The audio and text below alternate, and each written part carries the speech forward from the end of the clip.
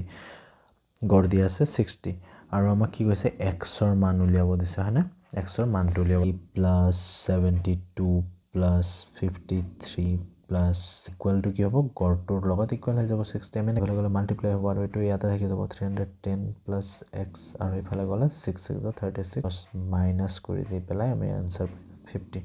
ইমানখিনি ক্যালকুলেশন কৰিব আমি কি কৰিম সিম্পলি 60 টোক আমি এভাৰেজ গম পাও হয়নে তো সো 30 ত কিমান আছে যদি 60 লগত 30 কম্পেয়াৰ কৰো 30 কিমান হয় -30 কম আছে হয়নে 60 পৰা 30 কম আছে তো -30 বুলি লিখিম 768 ত প্লাস 8 হৈছে আৰু 87 টো যদি চাই প্লাস 27 হৈ আছে এখিনি লিখিবলৈ আপুনি যদি কেনসেল কৰে এটা আপোনাৰ হয়তো প্লাস মাইনাস কৰিব বাট যেতিয়া আপোনালোকে এটো জনা হৈ যাব যে কেনেকৈ কৰিব লাগে বহুত ইজিলি আপোনালোকে কেনসেল কৰিব পাৰিব ডাইৰেক্ট সক মই যদি এক্সামত কৰি এটো কেনেকৈ কৰিম সিম্পল 27 আৰু 30 যদি কেনসেল কৰো মোৰ -3 এটা কাৰেক্ট থাকি যাব -7